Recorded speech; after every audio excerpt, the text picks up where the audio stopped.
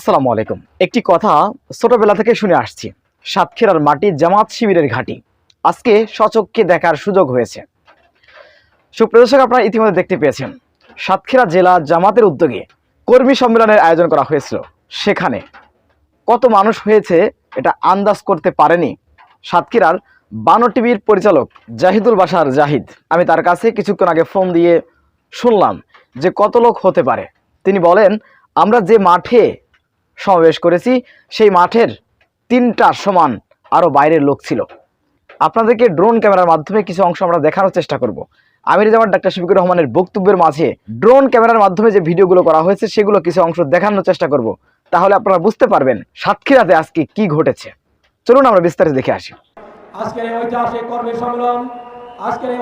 কর্মী সম্মেলনে এ পর্যায়ে প্রধান অতিথির বক্তব্য রাখার জন্য আমি অনুরোধ করছি বাংলাদেশের জামাত ইসলামীর সংগ্রামী আমির, বিশ্ব ইসলামী আন্দোলনের অভিসংবাদিত নেতা, বাংলাদেশের অপমান জনতার প্রাণ প্রিয় নেতা, দল মত নির্বিশেষে বাংলাদেশের 18 কোটি জনগণের প্রাণ প্রিয় নেতা জননেতা জনাব ডক্টর শফিকুর রহমান বক্তব্য রাখছেন। আমির জামাত জনাব ডক্টর শফিকুর রহমান।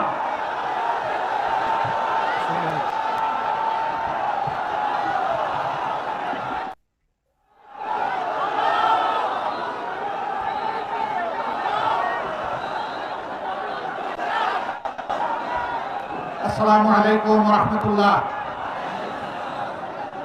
স্লোগানের ভিড়ে সালাম হারিয়ে গেছে, আবার সালাম দিচ্ছি। আসসালামু আলাইকুম ওয়া রাহমাতুল্লাহ।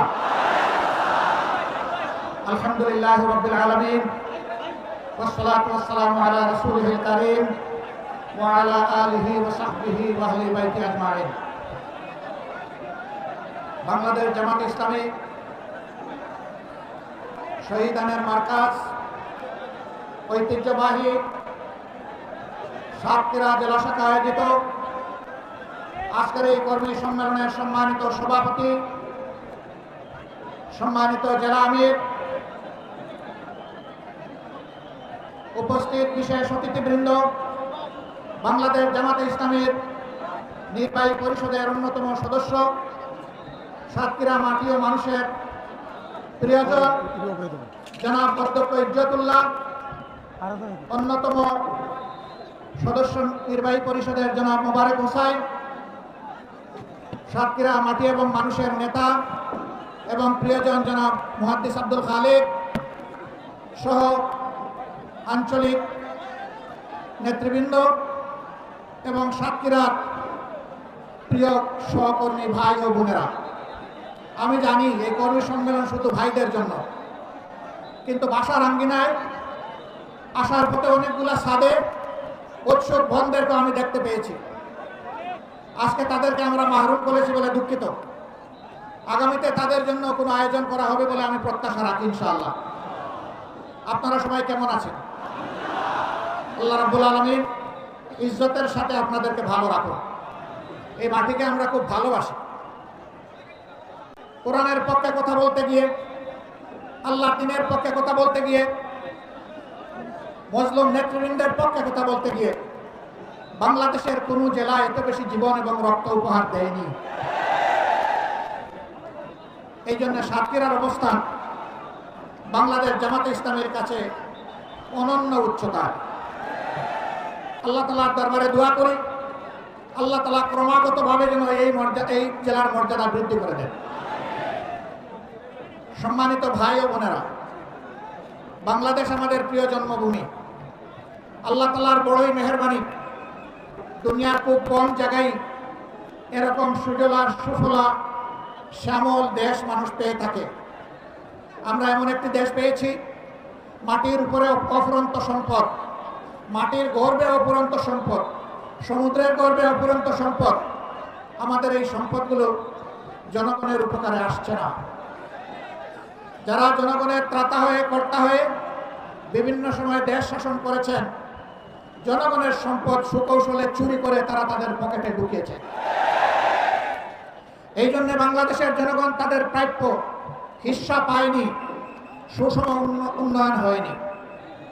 15 সালের দিকে কোনো এক রমজানে আমি ঈদ উদযাপন করতে এসেছিলাম। এই জেলার শহীদ পরিবারগুলোর সাথে সকাল 9:30 থেকে অথবা সকাল 10টা থেকে রাত 9:30 পর্যন্ত আমি এই জেলার ভাঙ্গাচোরা খানাখন্দকে ভর্তি রাস্তাগুলা দিয়ে গাড়ি ফেলে আমি এবং আমার সঙ্গী 2টা মোটরসাইকেলে চড়ে সারা জেলা ঘোরার চেষ্টা করেছি। আমি লোকদেরকে জিজ্ঞেস করেছিলাম, আমরা শুনে থাকি উন্নয়নের জোয়ারে দেশ ভাসছে, সেই জোয়ারের সামান্য ছিটাফোঁটা পানি কি এখানে আসে না? বলে যে না, আসে না। কেন আসে না? বলে বর্তমান শাসক গোষ্ঠী সাতক্ষীরাকে বাংলাদেশের অংশ মনে করে না। সাতক্ষীরার উপর তারা জুলুম করেছে, সাতক্ষীরার জনগণের অধিকার দেয়নি, করেছে, পঙ্গু বানিয়েছে, ইজ্জতের উপর হাত দিয়েছে, সম্পদ লুণ্ঠন করেছে এবং মানুষকে কার্যত তারা তাদের দাসে পরিণত করেছে। কম বেশি এই চিত্র ছিল বাংলাদেশের। সবচেয়ে খারাপ অবস্থা ছিল সাতক্ষীরা। আমরা মহান আল্লাহর দরবারে দোয়া করি, শুধু আল্লাহর দিনের পক্ষ নেওয়ার কারণে যদি এই জেলার এই অবস্থা হয়, আল্লাহ তুমি দুনিয়া এবং আখিরাতে এই জেলার মর্যাদা তুমি বাড়ায় দাও।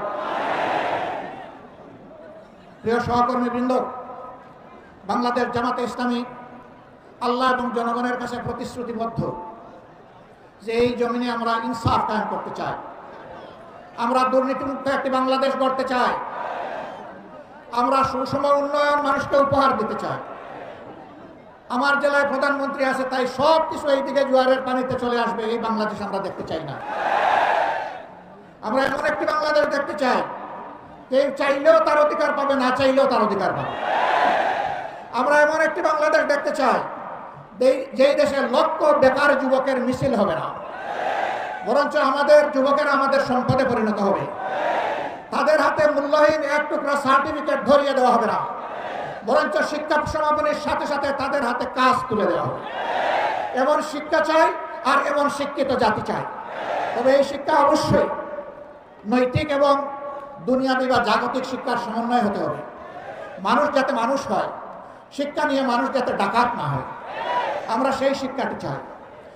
আমরা এমন একটি দেশ চাই, যে দেশে আমাদের মা বোনেরা নিঃসংকোচে যেমন ঘরে সুরক্ষিত থাকবেন, কর্মস্থলেও সুরক্ষা পাবেন, রাস্তাঘাটেও সুরক্ষা পাবেন। তাদের দিকে কোনো খারাপ লোক চোখ তুলে তাকানোর কসরত পাবে না। তারা ইজ্জতের সাথে, মর্যাদার সাথে, তাদের দক্ষতা দিয়ে দেশের উন্নয়নে তারাও ভূমিকা রাখবে। নবী করিম সাল্লাল্লাহু আলাইহি ওয়াসাল্লাম মানব জীবনের সবচেয়ে ঝুঁকিপূর্ণ কাজেও মহিলাদেরকে শরীক করেছেন। সেই কাজটি হচ্ছে যুদ্ধ। যুদ্ধে মারা পুরুষের পাশে থেকে তারাও যুদ্ধ করেছে। বিশেষ করে বদর যুদ্ধের কঠিন দিনে আমি প্রায় এই উদাহরণটা দিয়ে থাকি। যখন কাফেররা আল্লাহ রসুলের খুব কাছাকাছি চলে এসেছিল তাকে হত্যা করার জন্য, যখন পুরুষ যোদ্ধারা দিক বিদিক কিছুটা জ্ঞান হারিয়ে ফেলেছিলেন, তখন একজন মা চতুর্দিকে ঘুরে ঘুরে আল্লাহর রসুলকে বেষ্টনে দিয়ে রেখেছিলেন। যুদ্ধ যখন শেষ হয়েছে, তার শরীরে 37টা তীর ঝুলন্ত অবস্থায় ছিল, 70টা কঠিন আঘাত ছিল। রাসূল করিম সাল্লাল্লাহু আলাইহি ওয়াসাল্লাম বলেছেন, শত্রু যখন সামনের দিক থেকে এসেছে, তখন শত্রুর তীর আর আমার মাঝখানে ছিল আল্লাহর এই বান্দি। যখন পিছন দিক থেকে এসেছে, ছিল আল্লাহর বান্দি। ঘুরে ঘুরে আল্লাহ রসুলকে কিভাবে তিনি রক্ষা করবেন? ডাইনে বামে এসেছে, বাম দিকে। আমাদের সেই সর্বোচ্চ ইজ্জতের মর্যাদাবান মায়ের নাম ছিল হযরতে মুসাইবা রাদিয়াল্লাহু তাআলা আনহা। যদি যুদ্ধের এই কঠিন ময়দানে আল্লাহর রাসূল তাদের জন্য কর্মক্ষেত্র সৃষ্টি করে দিয়ে থাকেন, আমরা কে তাদের হাত বন্ধ করা? আমাদের ব্যাপারে ইসলামের প্রতিপক্ষ শক্তিরা অপপ্রচার চালায়। জামাতে ইসলামী ক্ষমতায় গেলে মহিলাদেরকে ঘর থেকে বের হতে দিবে না, আর যদি দেয়ও আস্তে করে এনে জোর করে একটা বুরকা পরাই দেবে। জোর করে পরানো লাগবে না। যে দেশে ইসলাম কায়েম হবে, এদেশের মানুষেরা, মায়েরা আনন্দের সাথে সেদিন তারা ইজ্জতের জন্য তাদের সম্মানের মর্যাদার পোশাক পরিধান করবে।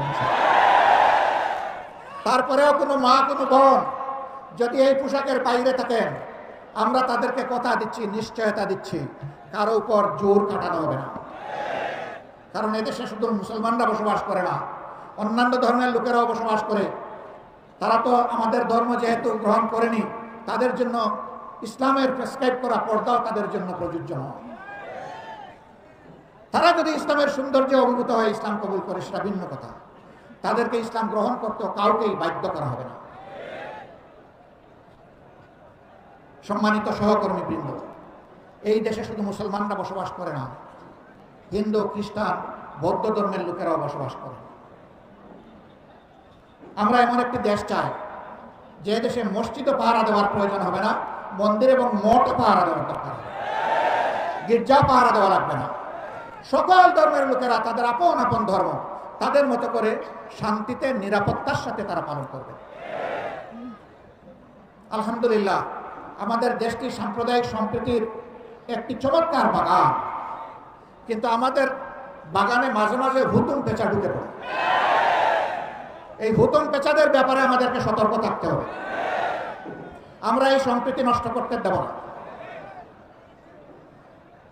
আমরা এমন একটি বাংলাদেশ গঠন করতে চাই যেখানে মানুষকে তার শিক্ষা কিংবা কাজের ধরন দেখে মর্যাদা দেওয়া হবে না, বরঞ্চ প্রত্যেকটা মানুষকে আশরাফুল মখলুকাত হিসেবে মর্যাদা দেওয়া হবে।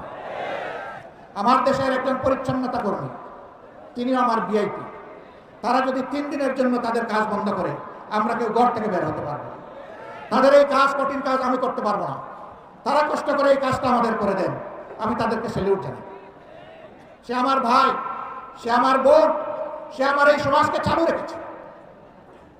যে ভাইটি আমার রিক্সা চালিয়ে জীবন নির্বাহ করে, ও রিক্সা না চালাইলে আমি আমার কর্মস্থলে যেতে পারবো না, আমি তাকে সেলিউট জানাই। আমি দেখবো না তিনি রিক্সাওয়ালা, আমি এটাও দেখবো না তিনি একজন অতি সাধারণ কম শিক্ষিত মানুষ, আমি তাকে তার কাজের মর্যাদা দেব। এইভাবে সমস্ত মানুষ, মুটে মাঝি কুলি, যে যেখানে আমরা আছি, শ্রমিক, কৃষক, আপামর জনতা, বিভিন্ন পেশাজীবী, যার যার পেশায় তিনি মর্যাদা এবং দায়িত্ববোধের সাথে দায়িত্ব পালন করবেন ইনশাআল্লাহ। সেই সম্প্রীতির বাংলাদেশ যদি আমরা গঠন করতে পারি, তাহলে এই সম্প্রীতির বাংলাদেশকে রোকার সাহিত্য কারোই থাকবে না। এই জন্য আমরা চাই জাতীয় স্বার্থে দল এবং ধর্মের ঊর্ধ্বে উঠে আমরা থাকবো এক। সেই ইস্পাত কঠিন জাতীয় ঐক্য আমরা চাই, যেখানে উলামায়ে কেরাম মর্যাদা পাবেন, পেশাজীবীরা মর্যাদা পাবেন, সকল শ্রেণী পেশার মানুষ মর্যাদা পাবেন। এই যে 24-এর স্বাধীনতা এসেছে এমনি এমনি আসেন ভাই। 2006 সালের 28 অক্টোবর স্পষ্ট দিবালোকে লোকে পয়টা দিয়ে আদম সন্তানদেরকে হত্যা করার পর যখন তাদের নিথর দেহ পড়ে তোর পাচ্ছিল, তখন তার উপর উঠে বিকৃত রুচির ওই খুনিরা তখন তারা লাফালাফি করেছিল। সেই দিন বাংলাদেশ পথ হারিয়েছিল। সেই পথ হারা বাংলাদেশ দীর্ঘ ত্যাগের পর আবার আল্লাহর অশেষ মেহেরবানিতে 2024 সালের 5 আগস্ট আবার তার পথে ফিরে এসেছে। এর মাঝে অনেক রক্ত দিতে হয়েছে। 57 জন কমিটির দেশপ্রেমিক চৌকস সেনা অফিসারকে খুন করা হয়েছে 2009 সালের 25 এবং 26 ফেব্রুয়ারি ঢাকার পিলখানায় তৎকালীন বিডিআরের সদর দপ্তরে। এরপরে জামাতে ইসলামের নেতৃবৃন্দকে দফায় দফায় খুন করা হয়েছে। 2 জন সাবেক আমিরে জামাত সহ 11 জন কলিজার টুকরা আমাদের মাথার তাজ শীর্ষ নেতৃবৃন্দকে বিচারের নামে জুলুম করে খুন করা হয়েছে। এই খুনের প্রতিবাদ যারা করেছেন, অন্যায়ের প্রতিবাদ করেছেন, তাদেরকে গ্রামে গঞ্জে খুন করা হয়েছে। আগেই বলেছি, সবচেয়ে বেশি খুনের ঘটনা ঘটেছে এই সাতক্ষীরা। তারপরে আপনাদের পার্শ্ববর্তী জেলা ঝিনাইদহ, এইভাবে বিভিন্ন জায়গায় খুনের তাণ্ডব চালানো হয়েছে। ভাই ও বোনেরা, সর্বশেষ এই বছরে 1 জুলাই থেকে শুরু করে 5 আগস্ট পর্যন্ত খুনের বন্যায় বাংলাদেশকে ভাসিয়ে দেওয়া হয়েছে। বৈষম্য বিরোধী ছাত্র জনতা রাস্তায় নেমে এসেছিল। তাদের হাতে কোনো আগ্নেয়াস্ত্র ছিল না, এমনকি তাদের হাতে কোনো ইটপাটকেলও ছিল না। তারা শান্তিপূর্ণভাবে দাবি আদায়ের জন্য রাস্তায় নেমেছিল। কোটার সংস্কারের জন্য, কোটা বাতিলের জন্যও নয়। তারা বলেছিল যৌক্তিক কোটা দেন, আমাদের আপত্তি নাই, কিন্তু কোটার নামে জাতির সাথে, মেধার সাথে তামসা করবেন, তা আমরা মানব না। কেন তারা এটা বললো? এই জ্বালায় তাদের বিরুদ্ধে মানুষের কিনা, এদেশের মানুষের কিনায় অস্ত্র এবং বুলেট দিয়ে জাতির বিরুদ্ধে তাদেরকে পাঠিয়ে দেওয়া হলো। একদিকে সরকারি বাহিনীকে নামিয়ে দেওয়া হলো, আরেকদিকে সরকার তাদের সশস্ত্র গুন্ডাদেরকে নামিয়ে দিল। এই উভয় পক্ষের আঘাতে আঘাতে জর্জরিত হয়ে 1,500-এর কম বেশি আদম সন্তান শুধু এই ক্ষুদ্র সময়ের ভিতরে দুনিয়া থেকে বিদায় নিয়েছেন। 6 সালের 28 অক্টোবর থেকে শুরু করে 24 সালের 5 আগস্ট পর্যন্ত জালিমের জুলুমের শিকার হয়ে যারা বিদায় নিয়েছেন, আল্লাহ দরবারে দোয়া করে আল্লাহ তাআলা তাদেরকে শহীদ হিসাবে কবুল করুন। তাদের পরিবারকে আল্লাহ মর্যাদা দান করুন। এই পরিবারগুলো জাতির সম্পদ। আজীবন আল্লাহ তাআলা এই পরিবারগুলোর কাছে আমাদের ঋণবোধের মানসিকতা নিয়ে তাদেরকে সম্মান করার তৌফিক দান করুন। যারা পঙ্গু হয়েছেন তাদের খেদমতকে আল্লাহ কবুল করুন। আল্লাহ তাদের জীবনটা সচল করে দিন। প্রিয় সাতক্ষীরাবাসী, আজকে আসার পথে আমি দেখলাম এরকম আরো 3টা মাঠ উপচে পড়া মানুষ রাস্তাঘাটে। এই মাঠে তাদেরকে সুযোগ দেওয়া যায়নি বলে আমি সবার পক্ষ থেকে দুঃখ প্রকাশ করছি। আল্লাহ তাআলার আসমান অসীম, জমিন সসীম। সেই সসীম জমিনের ছোট্ট একটা টুকরা আমরা পেয়েছি। আমরা এই বাংলাদেশকে প্রাণ উজাড় করে ভালোবাসতে চাই। আমরা ভালোবাসি। এই জন্য আমাদের কোনো দাদা, মামা, খালু, ফুফির বাড়ি নাই। এটি আমাদের আউয়াল ঠিকানা, দুনিয়ায় এটি আমাদের আখের ঠিকানা। আমাদের উপর জুলুম করা হয়েছে, আমরা দেশ ছেড়ে কোথাও পালিয়ে যাই। দেশকে যারা ভালোবাসে তারা দেশ ছেড়ে পালিয়ে যেতে পারে না। দেশের প্রতি যাদের দায়বোধ তাই তারা যে কোনো সময় দেশকে খোদা হাফিজ বলতে পারে। আমরা বলবো না। আমরা আমাদের আল্লাহর কাছে আমরা খুবই বিনীত, কৃতজ্ঞ। তিনি এমন একটি সুন্দর দেশে আমাদেরকে পয়দা করেছেন। আমরা এই দেশ নিয়ে বাঁচতে চাই, এই দেশেই অন্যায়ের বিরুদ্ধে লড়তে চাই এবং এই দেশকেই আমরা দুনিয়ার একটা শ্রেষ্ঠ দেশে পরিণত করতে চাই। এই সংগ্রামের দায়িত্ব আপনাদেরকে নিতে হবে। আপনারা নেওয়ার জন্য প্রস্তুত? এই হালকা প্রস্তুতি হবে না। আওয়াজ দেন, আপনারা প্রস্তুত? আলহামদুলিল্লাহ, আল্লাহ কবুল করুন। আজকে সারা বাংলাদেশ থেকে গর্জন উঠেছে সিংহের আওয়াজে। আমরা জীবন দিব, কিন্তু আমার দেশের 1 ইঞ্চি মাটি কোনো হায়নাকে দেব না। আল্লাহ তাআলা আমাদেরকে এই শক্তি দান করুন। 24-এর আমাদের সন্তান, বুকের সন্তান, যুবক যুবতীরা তারা যে অন্যায়ের বিরুদ্ধে বুক চিতিয়ে লড়াই করেছে, আল্লাহর কাছে চাই, হে আল্লাহ তুমি তাদের অন্তর দেশপ্রেম এবং তোমার ইমানের নূর দিয়ে পরিপূর্ণ করে দাও। আর ও ধরনের জেনারেশন প্রজন্ম আমাদেরকে বারবার উপহার দাও। বাংলাদেশের মানুষের ফুলের বাগান তুমি ওই সমস্ত মানুষ দিয়ে পরিপূর্ণ করে দাও। আমরা একটা মানবিক বাংলাদেশ গড়তে চাই। এই বাংলাদেশের দায়িত্ব যুব সমাজের হাতে তুলে দিতে চাই। এই যুব সমাজই ভবিষ্যতের বাংলাদেশ। আপনারা সবাই দায়িত্ব তুলতে রাজি আছেন? যারা বয়স্ক তারা কি মন খারাপ করলেন? একবার এক সন্তানকে সম্বর্ধনা দেওয়া হচ্ছে তার কৃতিত্বের জন্য। তো ছেলের ব্যাপারে অনেক কিছু বলা হয়েছে। বাপকে কেউ ছিল না। বাপ এতক্ষণ চিন্তা করলো, কি রে আমারে কেউ একটু স্মরণও করল। যখন তার হাতে ক্রেস্ট তুলে দেওয়া হবে, বাপ দাঁড়িয়ে বলল, আমার একটি কথা আছে।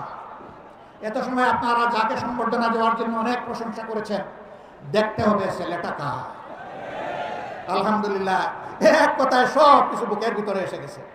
বুকের ছেলে যেমন বুকে থাকে, বুকের ছেলের কৃতিত্ব তেমন বাবার বুকে চলে আসে। কাজেই আমরা আমাদের সন্তানদের নিয়ে গর্বিত। আলহামদুলিল্লাহ, এমন সন্তান আল্লাহ আমাদেরকে দান করেছেন বলে আমরা আল্লাহ শুকরিয়া আদায় করি। সেই বাংলাদেশে আমরা চাচ্ছি। আমরা ইনশাআল্লাহ আমাদের সন্তানদেরকে সঙ্গে নিয়ে বুকে ধারণ করে আগামীর দায়িত্ব তাদের হাতে তুলে দেব। এই বাংলাদেশ আমরা চাই। এই বাংলাদেশ আপনারাও চান? তাহলে ঘরে ঘরে আওয়াজ ছড়িয়ে দিন। আমাদের কথা খুব সংক্ষিপ্ত। আগেও বলেছি, আল্লাহ যেহেতু এই দেশটা আমাদেরকে দিয়েছেন, আমরা এই দেশটাকে পৃথিবীর একটা শ্রেষ্ঠ দেশ বানাতে চাই ইনশাআল্লাহ। কিন্তু আমাদের আকাশে আজকের মেঘের কথা বলছি না, কালো শকুন এখনো ঘোরাফেরা করতেছে। এই শকুনের দিকে তীর্যক দৃষ্টি রাখতে হবে। কোনো শকুনকে মাটিতে নামতে দেওয়া যাবে না। আপনারা টের পাচ্ছেন মাঝে মধ্যে ফুসফাস? হ্যাঁ, আমরা দরজের পরিচয় দিয়েছি। ওরা আমাদের দরজের সুড়সুড়ি দেয়, যেন আমাদের দরজের বাঁধ ভেঙে তাদের মতো কাণ্ডজ্ঞানহীন আমরা কিছু করে বসি। ওরা বলেছিল আওয়ামী সরকারের পতন হলে মাত্র 2 দিনে 5 লক্ষ মানুষ প্রতিপক্ষের লোকেরা খুন করে ফেলবে। এটা কি বাংলাদেশে হয়েছে? কেন হয় নাই? ওরা কাণ্ডজ্ঞানহীন অপদার্থ ছিল, কিন্তু জাতি অত্যন্ত কাণ্ডজ্ঞান সম্পন্ন। এই জাতি কাণ্ডজ্ঞানহীন নয়। ওরা দেশকে ভালোবাসে না বলে পালায় যায়। এই জাতি দেশকে ভালোবাসে বলেই ওগুলা করতে দেয়নি। অতএব আমাদের দরজের আর পরীক্ষা নিয়ে কোনো লাভ নাই। আল্লাহর পক্ষ থেকে এই জাতি দরজের পরীক্ষায় উত্তীর্ণ হয়ে গিয়েছে আলহামদুলিল্লাহ। এই ধৈর্য আমাদেরকে অব্যাহত রাখতে হবে। যে যেদিক থেকেই আমাদেরকে উস্কানি দেব, কারো পাতা ফাঁদে আমরা পা দিব না ইনশাআল্লাহ। ধৈর্যের সাথে সকল পরিস্থিতি আল্লাহর উপর ভরসা করে আমরা মোকাবেলা করব। আজকে আপনাদের সামনে এই শহীদ ঈদগায় দাঁড়িয়ে 2টি কথা বলার সুযোগ যে মহান মাবুদ আমাকে দান করলেন, আমি সেই মহান মাবুদের দরবারে শুকরিয়া আদায় করছি। দেশে বিদেশে স্বৈরাচারের হাত থেকে দেশটাকে মুক্ত করার জন্য সমান তালে অনেকে লড়াই করেছেন। আমি আজকে এই জনসভা থেকে প্রবাসে অবস্থারত আমাদের বন্ধুদেরকে বিশেষভাবে আমি অভিনন্দন এবং মোবারকবাদ জানাচ্ছি। তারা লড়াই করতে গিয়ে দেশের ভিতরে তাদের আত্মীয় স্বজনকে নাজেহাল করা হয়েছে। সাংবাদিক কনক সরোয়ার নিউ ইয়র্কে বসে বাংলাদেশের মানুষের অধিকারের পক্ষে লড়াই করেছে। তার বোনটাকে ধরে নিয়ে কিরকম তার সাথে নিকৃষ্ট ওই জাত যেন আর ফিরে আসতে না পারে। আপনারা সবাই সজাগ থাকবেন তো না ঘুমায় পড়বেন? আল্লাহ তাআলা এই জাতিকে সজাগ থেকে সকল ষড়যন্ত্র মোকাবেলা করার তৌফিক দান করুন। প্রিয় বাংলাদেশকে আল্লাহ তাআলা কবুল করুন। এ দেশের উপর আল্লাহ তার রহমত নাজিল করুন, বারাকা নাজিল করুন, শান্তির ফয়সালা দান করুন। এক টুকরা কোরআনের বাংলাদেশ আল্লাহ আমাদেরকে দান করুন। আপনাদের সকলকে আজকে এখানে আসার জন্য গভীর কৃতজ্ঞতা জানিয়ে, আল্লাহর জন্য ভালোবাসা জানিয়ে, হে আল্লাহ তুমি সাক্ষী থাকো, আমরা শুধুই তোমার জন্য আমরা একে অন্যকে ভালোবাসি। হে আল্লাহ আমাদের এই ভালোবাসাকে তোমার জান্নাতে নিয়ে যাই আল্লাহ। আমরা যেন জান্নাতেও এইরকম মহামিলনে মিলিত হতে পারি রব্বুল আলামিন। আল্লাহ তুমি আমাদের দেশটাকে একটা শান্তির দেশে পরিণত করে দাও। সবাইকে ধন্যবাদ। সাংবাদিক বন্ধুরা কষ্ট করে এসেছেন, আমাদের কথাগুলো আপনারা মেহেরবানি করে জাতি এবং আন্তর্জাতিক মহলে পৌঁছে দেবেন। আপনাদের কষ্টের জন্য আল্লাহ তাআলা আপনাদেরকে উত্তম জাযা দান করুন। আসসালামু আলাইকুম ওয়া রাহমাতুল্লাহ। বাংলাদেশ জিন্দাবাদ, বাংলাদেশ জামাতে ইসলামী জিন্দাবাদ। সংগ্রামী সাথী ও বন্ধুগণ, আমরা অপেক্ষাকৃত কম সময়ে আজকের সম্মেলন শেষ করে দিচ্ছি। আপনারা বহু দূর দূরান্তে যাবেন, সেজন্য আপনাদেরকে অনেক অনেক শুকরিয়া। একটু অনুরোধ করছি, মাঠের ভিতরে যারা আছেন বদনাম আমিরে জামাত এক্ষুনি ওনার সাথীদেরকে বের হয়ে যাবেন।